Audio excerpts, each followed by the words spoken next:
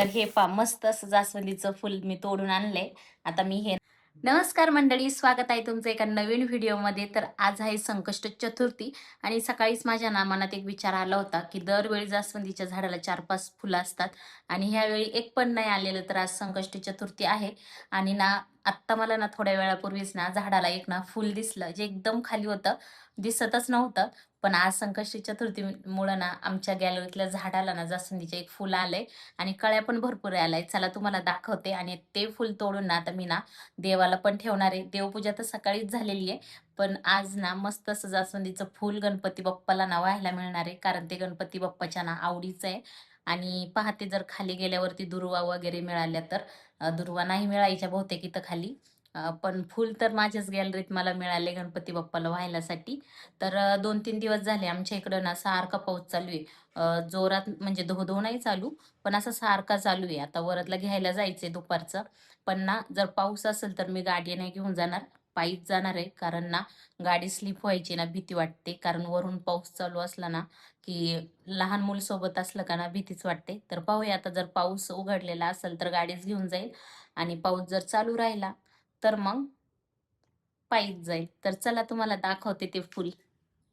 आता आमच्या इकडं रोज पाऊस पडतोय त्यामुळे माझ्या गॅलरीतली झाडं एकदम टवटवीत झालेली आहे आणि त्यांना कळ्या पण भरपूर आल्यात. तर हे जास्वंदीचं झाड, याचं हे फुलपाय एवढं खाली होतं जे मला सकाळपासून दिसलंच नाही. आत्ता दिसलं, मग आत्ता तोडून घेतलं मी. आणि आज चतुर्थी पण आहे. तर हे मस्त असं जास्वंदीचं फुल मी तोडून आणलंय. आता मी हे गणपती बाप्पाला ठेवून घेते. तर सुंदर आहे एकदम फुल.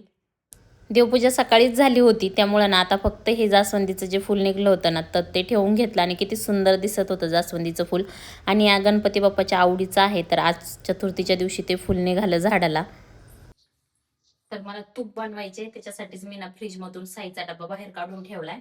आता ही साई नॉर्मल टेम्परेचरला आली की मग याचं मी तूप बनवेन. तर या पातेल्यामध्ये काढून ठेवते. आणि वाटाण्याची भाजी करायची आहे संध्याकाळी, त्याच्यासाठी वाटाणे पण भिजायला टाकते.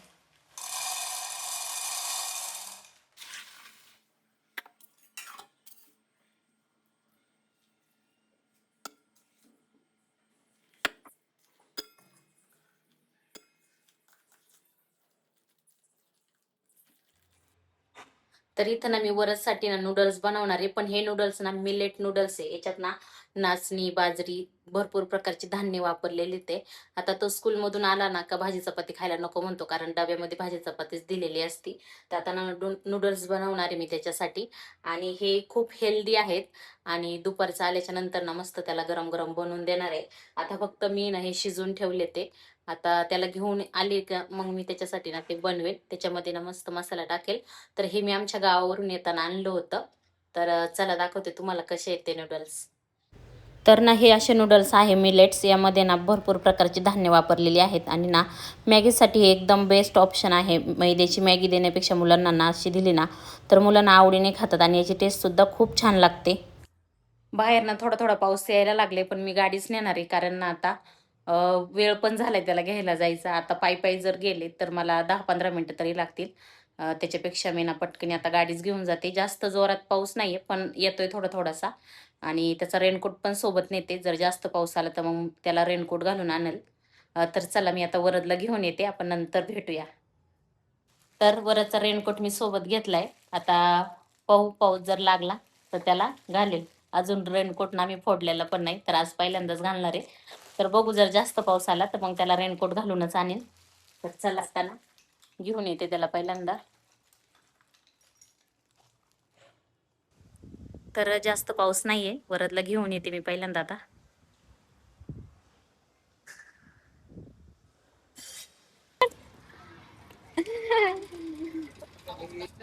तर फायनली आज आम्ही रेनकोटचं उद्घाटन केलंय. थोडा थोडा पाऊस येतोय, जास्त येत नाही, पण घातलाय वरदला रेनकोट. नको पाण्यात जाऊ, चल. निम्म्या रस्त्यात आम्हाला एवढा पाऊस लागला की आम्ही भिजलोच. वरदला होता रेनकोट. माझी गाडी भिजली, वरदला रेनकोट होता, तरी पुढून तोंडाला पाऊस लागला. डोकं बघ वल्लंय सगळं. हा, डोकं वल्लंय. त्याच्यात